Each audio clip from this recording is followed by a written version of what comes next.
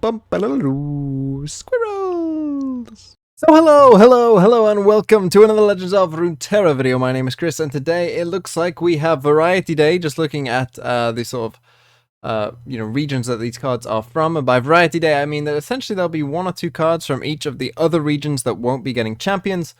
Which actually, before I sort of look at these cards and dive into them, normally provides sort of good, some of these cards can be quite good. So let's just dive straight in and see what we've got. So we're starting with a 2-mana burst speed spell from Demacia, and it's called Field Promotion. And the next time you play a unit this round, grant it Scout. It's now an elite. The next time you would play a unit this round, grant it Scout. It's now an elite. That is very interesting. What on earth would you use that with? Obviously, elusives kind of just generically come to mind. But of course, I am thinking about, funnier combos with this. Things like Battering Ram or anything, Legion Marauders. Anything that would, benefit from attacking multiple times, perhaps in the same turn. All of those things are good. In terms of, like, it being an elite, obviously there's, like, Battlesmith. No, will that work with Battlesmith? Oh, it would work with Battlesmith. Because you do this and then it's the next time you play a unit. So, and it is play a unit, not summon a unit. So you do have to play the unit. But you would do this, and if you do have a Battlesmith, then that would give it a buff. So maybe, I don't know, some sort of Battlesmith Rally Elite Legion Marauder deck is on the cards. I'm not sure about that, but that's certainly interesting. Having Scout on something, I mean, if you have the mana, you could, attack multiple times with Katarina and then rally and then, rally a lot. But I don't think that's where you want to be. It's certainly interesting. I'm sure there's plenty of decent things to put Scout on. Obviously, it will work well in a certain combo deck. That's where you're going to play this. And I don't really see much else use to it. The elite part, I'm not seeing as much use from. But the Scout definitely will have some advantages. Fabled Poro is a 4-mana 2/5. When I'm summoned, grant all ally Poros a random keyword. That is really quite cool. I don't know how long the list of keywords that you can get is. You can't get negative keywords oftentimes during these kind of effects. With Victor or something, you can't get like ephemeral. They've limited it to keywords that you would actually want on a lot of these cards. And so I'm not sure how many that is, because, some aren't a part of that come with champions. Like, I think Deep isn't part of that, but some are, like Scout is one that you can get. So, some that are kind of, not considered evergreen or, came with expansions, are included, but others aren't. So I don't know how long that list is and how many of them are good or bad or whatever. But it's a 4-mana, so by that time, if you played Lonely Poro on 1, you play a Poro on 1, you play 2 Poros on 2, let's say, you play Poro Snacks, and into this, it's a 4-mana 3/6. All ally Poros. Does that include this one or not? Not too sure on the right wording there. All ally Poros. Normally, in most games, I would say that means no, but all ally, does that refer to, like, I'm an ally as well? I don't know. Don't know if it counts itself, but either way, probably a decent card for Poros if you want to play Poros, and they have historically been okay. I don't think they're amazing, but they're not the worst thing in the game either these days, so you could genuinely try this. Abominable Guardian. Very tough word to say. 8-mana 5/5. It's a Yeti. Round start, if you have 2+ Yetis, summon me from hand and create a copy of me in your deck. Play, draw a Yeti. You have 2+ Yetis. Summon me from hand. So I guess this counts itself. So you only need one more. Summon me. Wait, no. Wait, whoa. Blah, blah, blah, blah, blah. If you have 2+ Yetis, round start, summon me from hand and create a copy of me in your deck. Play, draw a Yeti. That makes sense. Whoa. That's interesting. That's really interesting. There's some, like, weird combos here. Like, if you play Avaros and Trapper, right? You don't need that many Yetis for this to work. Hear me out. You play Avaros and Trapper. You play the Enraged Yeti. The Enraged Yeti will normally live because it's a 5/5 that you normally get on, turns 4 or 5, something like that. So it'll normally live for at least a turn, longer than a turn or two. Then, say you play something like Iterative Improvement, which is already one of, that's kind of probably the best target for Iterative Improvement. You're getting a 3-mana 6/6, and that's pretty good.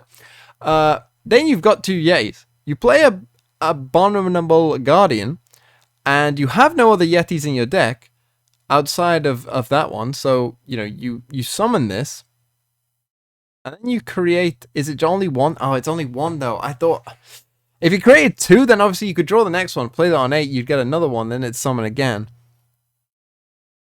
But interesting. Very interesting card. They kind of keep printing these kind of Yeti cards for Freljord. And I do wonder if one day there will just be enough to where they kind of make sense. I feel like if they changed the Frostbite one to be a better card, it genuinely might start to make some sense. This is a really interesting card. Or if, like, so, they changed, like, the little Yeti, the 1-mana 1/2 Yeti. Like, if that got 2 Yetis, like, in the top 15, yeah, I mean, you could predict these days, I guess. But the chances still aren't great. So, I don't know. Interesting card. Probably, there probably isn't enough Yeti synergy to make it work, but I'll try. I'm going to try, because I kind of like this whole Yeti theme. Kind of hope it worked. Defiant Dance is a 4-mana, so we're in Ionia now. 4-mana slow speed spell. Recall a unit, Blade Dance 1. Oh god, Blade Dance. Of all the things they could have, made an Ionian card for, Blade Dance, I'm sure, was not the one that we were all hoping for. So let's see. 4-mana slow, recall a unit.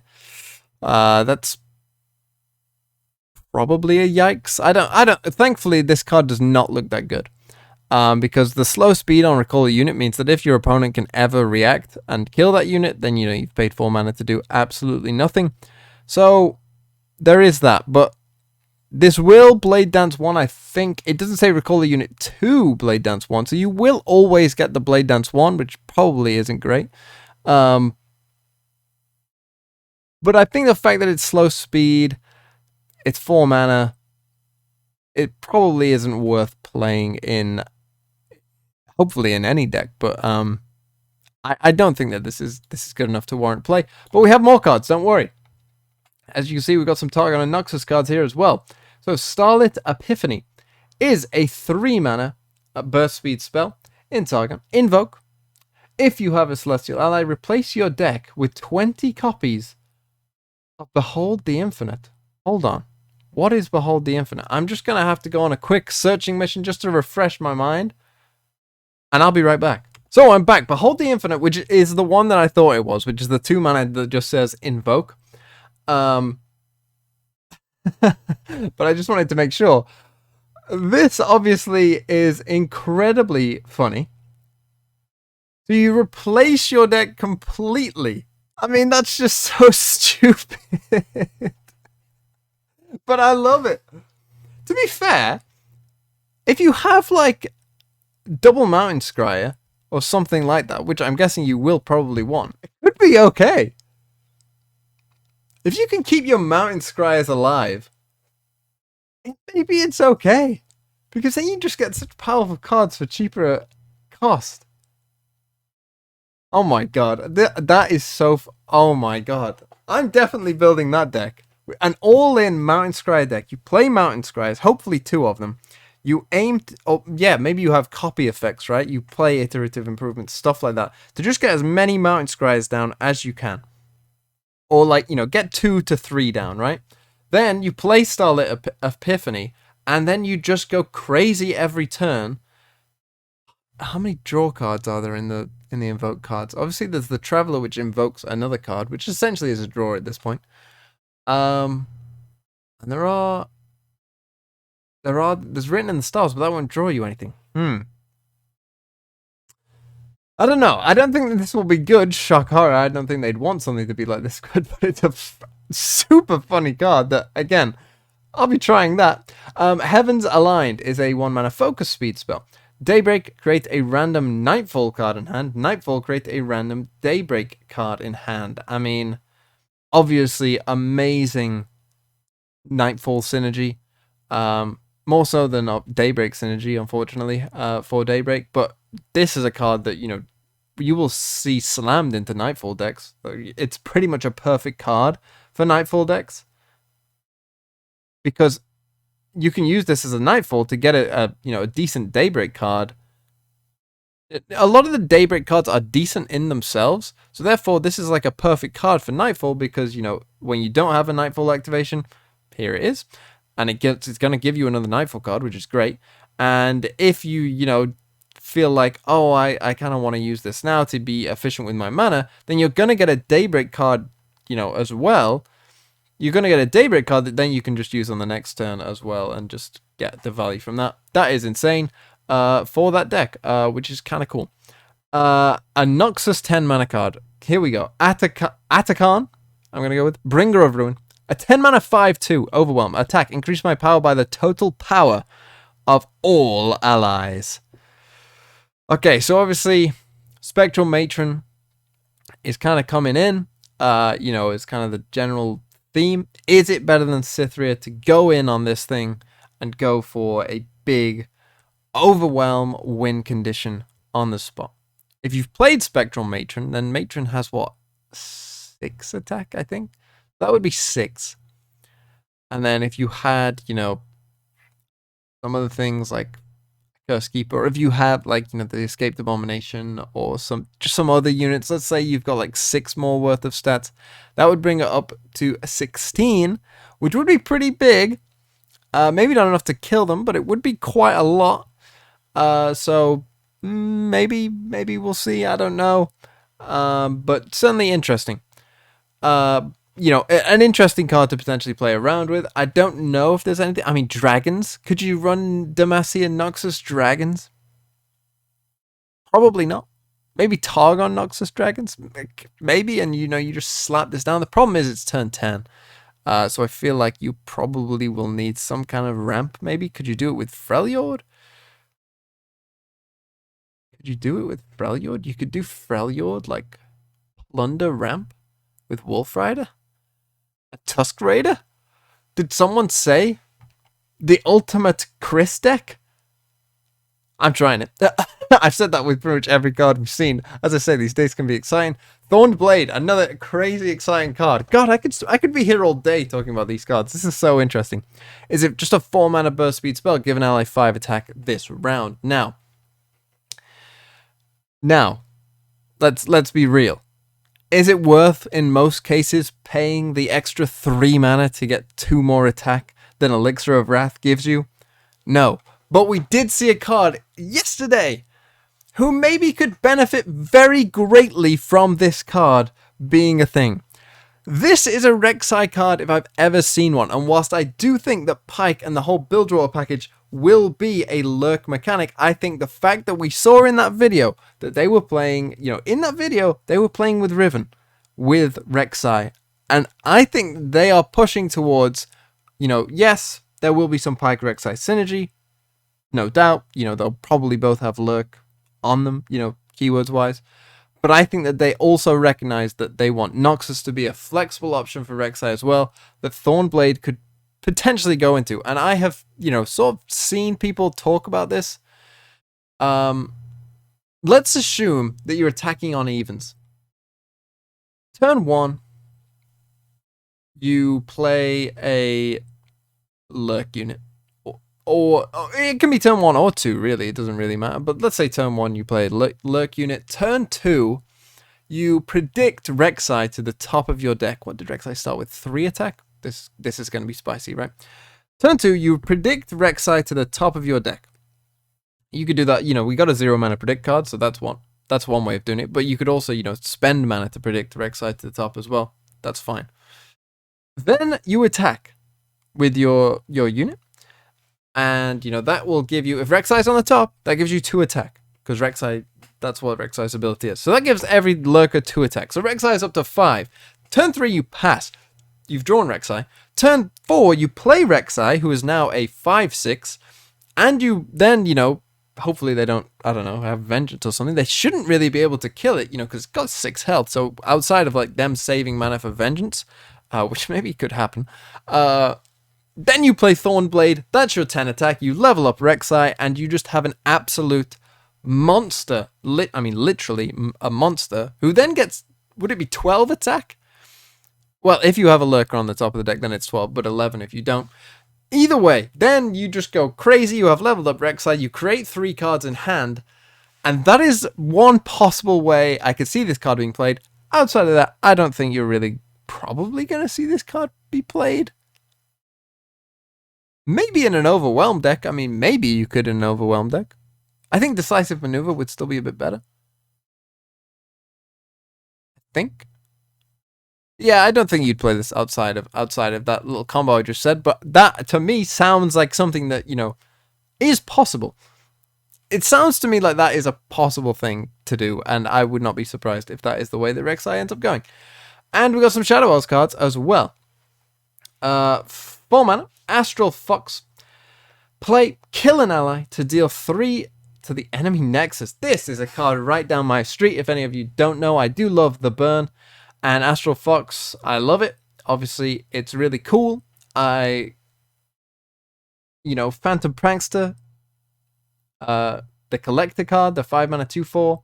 Obviously, this would fit in perfectly with kind of some prankster burn shenanigans going on. You know, you use this in combos with, you know, Curse Keeper or something. That's pretty big. I love it. I love the card. I love everything about it. Let's go. You know, Pesky Spectre, anyone? Bring that card back in for the Astral Fox. Yeah, sounds like a winner to me. I really like this card. It's got Fearsome as well. I mean, a 4 mana 3/3 is always okay as long as it has a decent ability. And dealing 3 to the enemy nexus, guess what? That's a good enough ability to warrant being played. So, good card, very solid card. Obviously, will only go in decks where, you know, you kind of, you know, can afford to kill allies. Like, you know, you don't care about killing allies. Like I say, prankster decks or ephemeral decks or, you know, Thresh Nasus or, you know, something like that. But in pretty much all of Shadow Isles, I mean, this is the thing, you know, in Shadow Isles, it doesn't matter. This is a pretty good thing. Now, it's a skill. So, oh, that's a good point. It is a skill, so if they kill the unit, it doesn't go off. That doesn't make it worse. That makes it quite a bit worse. But if they kill your Cursed... they kill your Cursed Keeper for you. That's still pretty bad. Yeah, this is worse than I thought. Just solely based on the fact it's a skill, but it's still overall pretty decent, I would say. Symmetry in Stars. Kill an ally to... Oh, this is just a skill. Okay. And the Twisted Tree Line is a landmark in Shadow Isles. 3 mana. Once I've seen 3 fearsome allies attack, destroy me to summon Valmore. Now, Valmore, I'm actually sure many of you won't know what Valmore is, because it's only in a card that is... If 3 spiders have died... I'm pretty sure it's a 6/6. It's either a 5/5 or a 6/6, but I'm pretty sure Valmore is a 6/6 with Fearsome. Once I've seen 3 fearsome allies attack, destroy me to summon Valmore. That's not that difficult, is it? You play this on 3. You attack on 4. You have what? Let's think.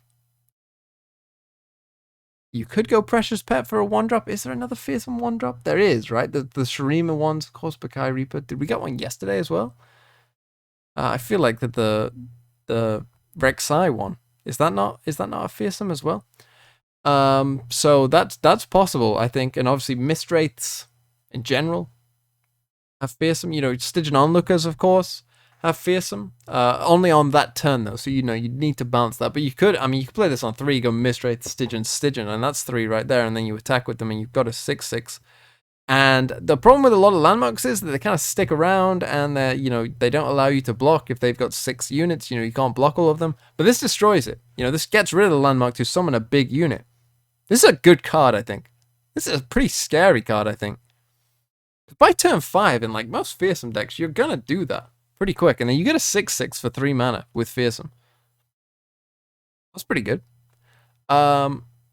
And I think in sort of slower versions of it, with like the harrowing and stuff like that, where, you know, you're not often winning by like turn 6. In those decks where you're like, in a fearsome deck where you're winning by turn like, you know, 9, 8, and 9 because you're using the harrowing as like a prime win condition.